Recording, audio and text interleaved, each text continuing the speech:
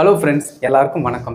இன்றைக்கி நாம் இந்த வீடியோவில் ஒரு இன்ட்ரெஸ்டிங்கான அண்ட் இம்பார்ட்டண்டான ஒரு டாபிக் பார்க்க போகிறோம். ஏன்னா அந்த கேள்வி நிறைய பேர் பார்த்தீங்கன்னா என்கிட்ட அடிக்கடி கேட்டீங்க. ஸோ அதை இன்றைக்கி கிளியராக உங்களுக்கு சொல்லி கொடுத்துட்றேன். அதனால் வீடியோவை ஸ்கிப் பண்ணாமல் ஃப்ரம் ஸ்டார்ட் டு ஃபினிஷ் பாருங்கள். அப்போ தான் ஒரு பெட்டர் ஐடியா உங்களுக்கு கிடைக்கும். அண்ட் இதான் நம்ம சேனலுக்கு நீங்கள் ஃபஸ்ட் டைம் இப்போ வந்திருக்கீங்க அப்படின்னா நம்ம சேனலை மறக்காமல் சப்ஸ்கிரைப் பண்ணிட்டு பெல் பட்டனை கிளிக் பண்ணி வச்சுக்கோங்க. அப்போ தான் நான் போடுற வீடியோஸ் உங்களுக்கு தொடர்ந்து வந்து சேரும்.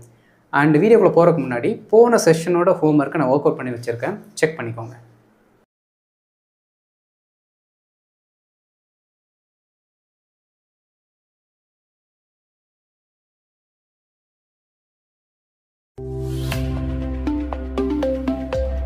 இந்த பர்டிகுலர் ஃப்ரேஸை நீங்கள் சென்டென்ஸோட நடுவில் நிறைய இடத்துல பார்த்துருப்பீங்க. என்ன அப்படின்னா, நாம் பொதுவாகவே ரிலேட்டிவ் ப்ரொனவுன் யூஸ் பண்ணுவோம். அதில் விச்சு தட்டுங்கிற வார்த்தை வரும். அதோட ஒரு ஆல்ட்ரேஷன் தான் பார்த்தீங்கன்னா ஃபார் விச் அப்படிங்கிற ஒரு வார்த்தை. சரிங்களா? For which. இது என்னதான் ரிலேட்டிவ் ப்ரொனவுன் மாதிரி இருந்தாலும் ரிலேட்டிவ் ப்ரொனவுன் எப்படி ஒர்க் ஆகுது? ஒரு நவுனுக்கு அடுத்து இமீடியட்டாக நம்ம போட்டு யூஸ் பண்ணுவோம். கரெக்டுங்களா? அந்த மாதிரி நம்ம யூஸ் பண்ணாமல் கொஞ்சம் ஃப்ளெக்சிபிளாக என்ன பண்ணிக்கலாம்னா நமக்கு ஏற்றார் போல் இதை மாற்றிக்கலாம். அப்போ இதோட அர்த்தத்தை நான் இன்றைக்கி சொல்லி கொடுத்தேன் அப்படின்னா நீங்களும் இதை என்ன பண்ணிக்கலாம் அப்படின்னா ஒவ்வொரு சென்டென்ஸில் போட்டு பேச ஆரம்பிச்சிடலாம். ரொம்ப சிம்பிளுங்க. பார்க்குறதுக்கு தான் ஃபார் விச் ஐயோ ரொம்ப ஒரு மாதிரி இருக்கே அப்படின்னு இருக்கும். மீனிங்கை தெரிஞ்சுக்கிட்டிங்கன்னா ஒன்றுமே கிடையாது. இருக்கிறதுல சப்பையிலும் சப்பை இதுதான். ரொம்ப ஈஸி. ஓகே, சரி. இந்த பர்டிகுலர் ஃப்ரேஸுக்கு தமிழில் நாம் வச்சிருக்கிற மீனிங் என்ன தெரியுங்களா? அதற்காக. என்ன அர்த்தம்? அதற்காக. அப்போ அதற்காக அப்படின்னா இமீடியட்டாக நீங்கள் என்ன பண்ணணும்னா ஒரு கேள்வி கேட்டு பழகணும். ஒரு கேள்வி கேட்டு பழகணும். என்ன கேள்வி? அதற்காக. ஓகே, எதற்காக? அது தெரியணும்ல. அப்போ தானே அதோட இன்டென்ஷன், அது என்ன மாதிரி ஸ்ட்ரக்சரில் வருது, எதற்காக வருதுங்கிறது நமக்கு தெரியும். ஓகே, இதோட தமிழ் அர்த்தம் அதற்காக. எதற்காக அப்படிங்கிறத நம்ம தெரிஞ்சுக்கிட்டோம் அப்படின்னா சிம்பிள். சரி, கவனிங்க. இப்போ இந்த பர்டிகுலர் சென்டென்ஸை நாம் இங்கிலீஷில் யூஸ் பண்ணணும் அப்படின்னா ரெண்டு விஷயம் வேணும். அதாவது ரெண்டு இன்சிடெண்ட். என்ன இன்சிடெண்ட் அப்படின்னா, ஏதோ ஒரு ஆக்ஷன் நடக்குது. சரிங்களா? ஏதோ ஒரு ஆக்ஷன் நடக்குது. அந்த ஆக்ஷன் நடக்குது அப்படின்னா அதற்கான ஒரு நோக்கம் இருக்கும். ஃபார் எக்ஸாம்பிள், இப்போ நான் வீடியோ எடுத்துகிட்டு இருக்கேன். இந்த வீடியோக்குன்னு ஒரு நோக்கம் இருக்கும். நீங்கள் அங்கே வீடியோவை பார்த்துட்ருக்கீங்க. அப்போ அந்த வீடியோவை பார்க்குறதுக்குன்னு உங்களுக்குன்னு ஒரு பர்பஸ் இருக்கும். கரெக்டுங்களா? அப்போது நாம் எந்த வினையை செய்தாலும் அந்த வினைக்குன்னு ஒரு பர்பஸ் இருக்கும். பார்த்தீங்களா? அந்த வினைக்குன்னு ஒரு இலக்கு, ஒரு கோல் இருக்கும்ல. அந்த கோலை தான் நீங்கள் என்ன பண்ணணும்னா ஒரு சென்டென்ஸாக ஃபஸ்ட்டு எழுதணும். ஓகே, கோல், பர்பஸ் இதெல்லாமே ஃபஸ்ட்டு ஒரு சென்டென்ஸாக வந்துடணும். எதை இலக்காக வைத்திருக்கிறோமோ அதை நார்மலான சென்டென்ஸாக எழுதி இங்கே போட்டுடணும். அதற்கடுத்து இந்த இலக்கிற்காக நாம் ஒரு வேலை செய்வோம். கரெக்டுங்களா? ஒரு பர்பஸ் இருக்கும். அந்த பர்பஸை ரீச் பண்ணுறதுக்காக நம்ம என்ன பண்ணுவோம்? ஒரு ஆக்ஷனை செய்வோம். ஓகே, நாம் ஒரு ஆக்ஷனை செய்வோம். எதற்காக வந்துருச்சு பாருங்க. எதற்காக. அப்போ எதற்காகன்னு கேட்குறோம் பார்த்தீங்களா? அதனால இங்கே ஃபார் விச் அப்படிங்கிற வார்த்தை போடணும். ஓகே, பாருங்க. இப்போது நல்லா கவனிங்க. கோல், பர்பஸ், இலக்கு இருக்குது. இந்த இலக்கிற்காக, அதனால தான் அதற்காக. ரொம்ப சிம்பிள். அந்த இலக்கிற்காக, அப்போது அதற்காக நாம் என்ன பண்ணுறோம்? நாம் ஒரு ஆக்ஷனை பண்ணுறோம். அதையும் ஒரு சென்டென்ஸாக போட்டால் வேலை முடிஞ்சது. ஓகே, பாருங்கள். ஒரு பர்பஸ்ஸு, அந்த பர்பஸ்க்காக நாம் ஒரு வேலையை செய்கிறோம். இப்படி தான் இந்த பர்டிகுலர் ஃபார் விச் அப்படிங்கிறது சென்டென்ஸில் உட்காரும். இதுதான் ரூட்டே. இது நீங்கள் தெரிஞ்சு வச்சுக்கிட்டீங்க அப்படின்னா எல்லா இடத்துலையுமே இதோட மீனிங்கை ஈஸியாக என்ன பண்ணிடலாம் அப்படின்னா நீங்கள் எக்ஸ்ட்ராக்ட் பண்ணிடலாம். புரிஞ்சுதுங்களா? அப்போது நமக்கு என்ன வேணும்? இந்த ஃபார் விச் அப்படிங்கிற வார்த்தையை நம்ம யூஸ் பண்ணுறதுக்கு இரண்டு தனித்தனி வாக்கியங்கள் இருந்தால் மட்டுமே ஈஸியாக ஸ்டார்டிங்கில் நம்மளால் என்ன பண்ண முடியும்னா ப்ராக்டிஸ் பண்ண முடியும். சரிங்களா? அப்போ நீங்கள் நல்லா கவனிக்கணும். ரெண்டு சிம்பிளான சென்டென்ஸை யோசித்து பேசுங்க. நீங்கள் ஒரு 4-5 எக்ஸாம்பிள்ஸ் பார்த்ததுமே எனக்கு புரிஞ்சிருச்சு அப்படின்னு போனீங்கன்னா டெஃபினட்டாக தப்பு வரும். நான் கொடுக்குற எல்லா எக்ஸாம்பிள்ஸுமே பார்த்தீங்கன்னா தான் உங்களுக்கு ஒரு தெளிவு பிறக்கும். அதனால வீடியோ ஸ்கிப் பண்ணாமல் கடைசி வரைக்கும் என்னை ஃபாலோ பண்ணிகிட்டே வாங்க. இடையில எனக்கு ஹெல்ப் பண்ணுங்கள். I am helpless. நீங்கள் தான் எனக்கு ஹெல்ப் பண்ணணும். இடையில எனக்கு அப்பப்போ மறந்து போயிடும். நீங்கள் சொன்னால் தான் என்னால் நீங்கள் ஆன்சர் எழுத முடியும். சரிங்களா? நம்ம எக்ஸாம்பிள்ஸ் போயிடலாம். இப்போ ஒரு சில எக்ஸாம்பிள்ஸ் பார்த்துடலாம். பாருங்கள். ஃபார்முலா எப்படி இருக்குது? ஒரு சென்டென்ஸு, அதற்கடுத்து ஃபார் விச் அப்படிங்கிற வார்த்தை, அதற்கடுத்து ஒரு சென்டென்ஸ். இது ஆல்ரெடி நான் போன ஸ்லைட்லேயே சொல்லிட்டேன். இப்போ கவனிங்க. அவன் கடனில் ஒரு பைக் வாங்கினான். அதற்காக இப்பொழுது தவணைகள் கட்டி கொண்டு இருக்கிறான். அப்போ நல்லா கவனிக்கணுங்க. இந்த ஆக்ஷனை செய்கிறதுக்கு ஒரு பர்பஸ் வேணுமில்ல, ஒரு நோக்கம் வேணுமில்ல. நோக்கம் இல்லாமல் நம்ம எந்த ஆக்ஷனும் செய்ய முடியாது. அப்போது இந்த ஆக்ஷனை செய்கிறதுக்கான பர்பஸ் என்ன? கடனை கட்டணும். கடன் வாங்கியிருக்காரு, கடனை கட்டணும். அதுதான் பர்பஸ். அதற்காக ஒரு வேலையை செய்கிறார். ஓகே, அடுத்து பாருங்கள்.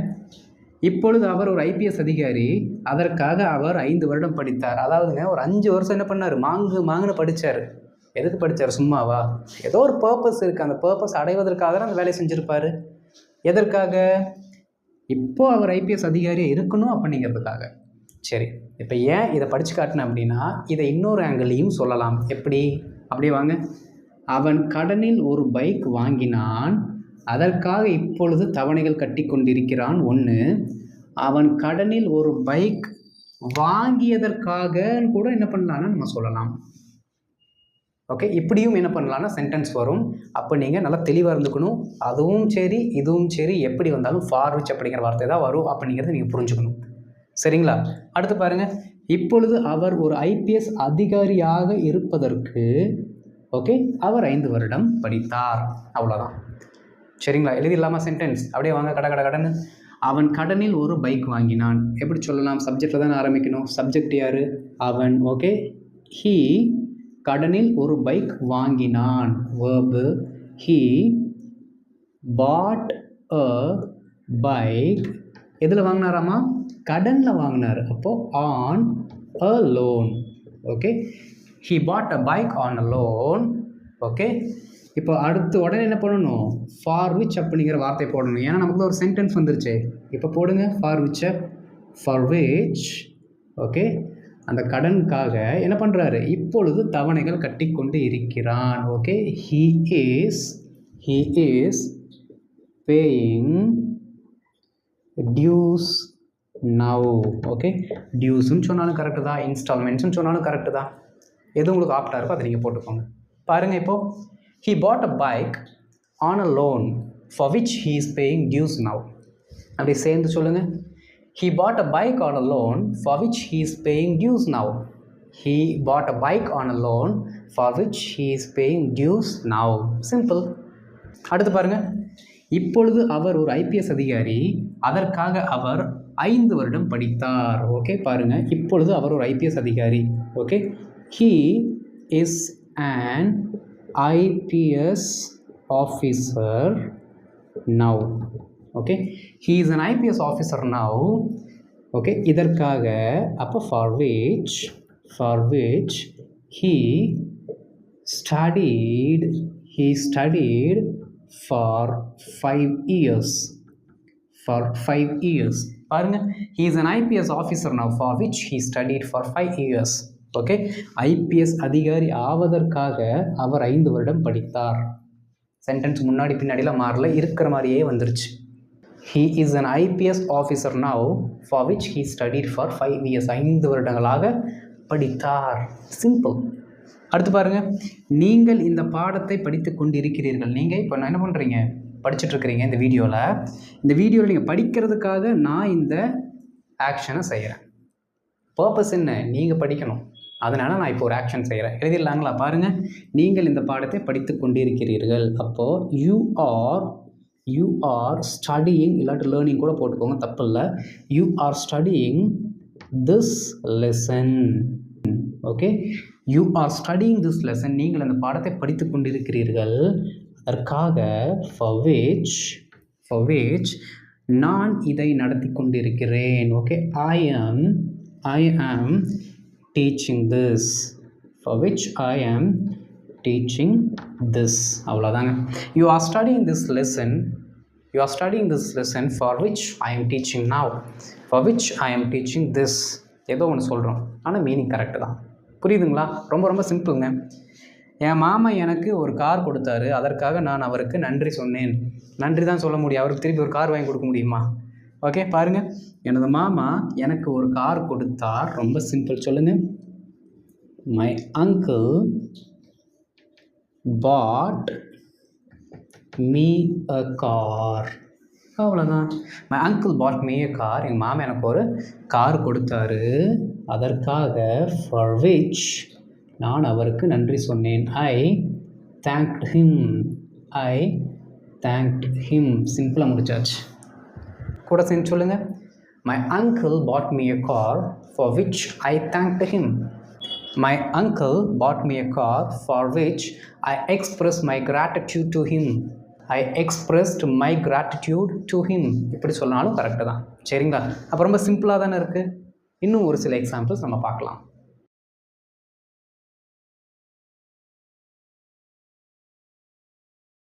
இப்போ அடுத்த செட் ஆஃப் எக்ஸாம்பிள்ஸ். ஆனால் இங்கே அதற்காக நீங்கிற வார்த்தையை நம்ம சேர்த்து போட்டுட்டோம். சரிங்களா? பாருங்கள், இன்னைக்கு ராத்திரி நான் தான் சமைக்க வேணும், அதற்காக சில மளிகை பொருட்களை வாங்குகிறேன். இப்போ நான் பிரித்து சொல்லிட்டேன். சேர்த்து சொன்னோம் அப்படின்னா, இன்றிரவு நான் தான் சமைக்க வேண்டும் என்பதற்காக சில மளிகை பொருட்களை வாங்குகிறேன். ஓகே, பர்பஸ் என்ன? நான் தான் சமைக்கணும், அதற்காக ஒரு ஆக்ஷனை பண்ணுறேன். சரிங்களா? பாருங்கள், இன்றிரவு நான் தான் சமைக்க வேண்டும் என்பதற்காக பிரிச்சிட்டோம். வேண்டும் என்பதற்காக. அப்படி பிரித்தாதான் உங்களால் அந்த ஃபார் விச் அப்படிங்கிற வார்த்தையை ப்ளேஸ் பண்ண முடியும். ஓகே, இன்றிரவு நான் தான் சமைக்க வேண்டும். ஓகே, ஐ நீட் டுனா அது அத்தியாவசியமாக இருக்கிறது அப்படிங்கிறதுக்காக நம்ம சொல்கிறோம். நீங்கள் என்ன வேணால் போட்டுக்கலாம். ஆட் டு போடலாம், ஹேவ் டு போடலாம், மஸ்ட், ஷுட், எது வேணாலும் போட்டுக்கலாம், தப்பு இல்லை. Okay, I need to cook எப்போ? இன்னைக்கு நைட்டு, அப்போ டு நைட். ஓகே, பாருங்கள், ஐ need to cook to night, இன்றிரவு நான் தான் சமைக்க வேண்டும். ஃபார் விச், சமைக்க வேண்டும் என்பதற்காக சில மளிகை பொருட்களை வாங்குகிறேன். ஓகே, ஐ ஆம் பையிங் சம். மளிகை பொருட்களுக்கு என்ன சொல்லுவோம் இங்கிலீஷில்? வெஜிடபிள்ஸ் தானேங்க. கரெக்ட். ஓகே, ஐ ஆம் பையிங் சம் வெஜிடபிள்ஸ். கரெக்டுங்களா? வெஜிடபிள்ஸ்னால் காய்கறி, மளிகை பொருட்கள்னால் க்ராசரிஸ். ஓகே, பாருங்கள், I am buying some groceries. இப்போ நான் கொஞ்சம் க்ராசரி வாங்கிட்டுருக்கேன், சில மளிகை பொருட்களை வாங்குகிறேன். சேர்த்து சொல்லுங்கள். I need to cook tonight, for which I am buying some groceries. I need to cook tonight, for which I am buying some groceries. Simple. அடுத்து பாருங்கள், நான் இபி பில் கட்டலை அப்படிங்கிறதுக்காக அவங்க இணைப்பை துண்டித்து விட்டார்கள். ரொம்ப சிம்பிள். நான் இபி பில் கட்டவில்லை. Okay, I didn't pay EB bill. அவ்வளோதான், அப்படியே போட்டுக்க வேண்டியதான். Okay, I didn't pay EB bill, for which, அப்படியே வந்துடணும், ஃபார் விச். ஓகே, என்ன பண்ணிட்டாங்க? அவர்கள் இணைப்பை துண்டித்து விட்டார்கள். Okay, they have disconnected the connection. அவ்வளோதாங்க, simple. they have disconnected the connection. சேர்த்து சொல்லுங்க. இப்போ I didn't pay e bill for which they have disconnected the connection. I didn't pay EB bill for which they have disconnected the connection. simple. அவன் அதிகாலையில் நேரமாக எழ வேண்டும், அப்படி என்பதற்காக மொபைலில் அலாமை செட் செய்திருக்கிறான். பாருங்க, அவன் அதிகாலையில் நேரமாக எழ வேண்டும். ஓகே, அதுதான் சென்டென்ஸ். சொல்லுங்க. he has to அப்படிங்கிற வார்த்தை போட்டுக்கிறேன். சரிங்களா? he has to நேரமாக எழ வேண்டும் தானே. அப்போ கெட் அப் ஏர்லி, அது அதிகாலைன்னு தான் போட்டிருக்கோம். அப்போ ஏர்லி மார்னிங் போட்டுக்கலாம். ஓகே, பாருங்க, he has to get up early morning. he has to get up early morning. அப்படி எழ வேண்டும் என்பதற்காக for which என்ன பண்ணியிருக்காரு? மொபைலில் அலாம் செட் செய்திருக்கிறான். present perfect. Okay, he has set an alarm in his mobile. அவ்வளோதான். பாருங்க, he has to get up early morning, for which he has set an alarm in his mobile. சேர்ந்து சொல்லுங்க அப்படி full சென்டென்ஸை. he has to get up early morning, for which he has set an alarm in his mobile. he has set an alarm in his mobile. Simple. கடைசியாக இருக்க ஒரே sentence பாருங்க. அவள் தேர்வில் குறைவான மதிப்பெண்களை பெற்றால் அதற்காக அவளுடைய அப்பா அவளை திட்டினார். ஓகே, அவளுடைய அப்பா அவளை திட்டினார். ஓகே, ரீசன் என்ன? பர்பஸ் என்ன? மார்க் கம்மியாக வாங்கிட்டாங்க, அதனால அவங்க அப்பா திட்டினார். ஓகே, ஒரு சிலர் பார்த்தீங்கன்னா இந்த ஃபார் விச்சுக்கு பதிலாக ஸோ பிகாஸ் எல்லாம் போட்டு பேசுவாங்க. மீனிங் கரெக்டு தான், சின்ஸ் வச்சு பேசலாம், கரெக்டு தான். ஆனால் இன்றைக்கி நம்ம பார்க்குறது என்னது? ஃபார் விச் எப்படி வேலை செய்து அப்படிங்கிறது தான். சரிங்களா? பாருங்கள், அவள் தேர்வில் குறைவான மதிப்பெண்களை பெற்றதற்காக, அப்போது அவள் தேர்வில் குறைவான மதிப்பெண்களை பெற்றால் நம்ம சொல்லணும். Okay, she scored very low marks. Okay, very low marks இதில் தேர்வில். அப்போ நம்ம டெஸ்ட்டுன்னு வச்சுக்கலாம். ஓகே, த டெஸ்ட், இந்த டெஸ்ட் பாருங்கள். She scored very low marks in the test. She scored very low marks in the test. அதற்காக ஃபார் விச் ஹெர் ஃபாதர் நம்ம என்ன சொல்லுவோம், ஸ்கோல்டட்னு சொல்லுவோம். கரெக்டுங்களா, ஸ்கோல்டட்னு சொல்லுவோமா. இந்த இடத்துல என்ன பண்ணலான்னா ஸ்கோல்டடு பதிலாக இன்னொரு வார்த்தை இருக்குது, ரெப்ரிமேண்டட். ஓகே, ரெப்ரிமேண்டட். ரெப்ரிமேண்ட்னாலும் திட்டுறது, கடுமையாக திட்டுதல் சொல்லலாம். கரெக்டு தான். பாருங்கள், ரெப்ரிமேண்டட் ஹெர்.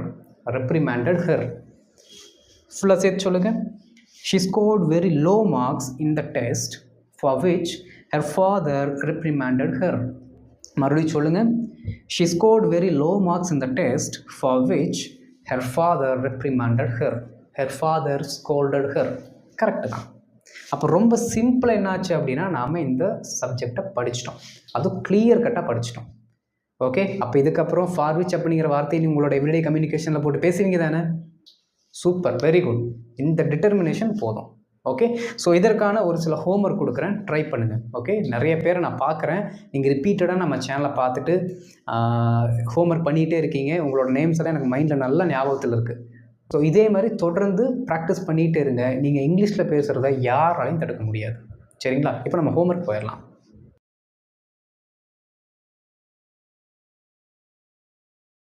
இப்போ ஹோம்ஒர்க் பாருங்கள்.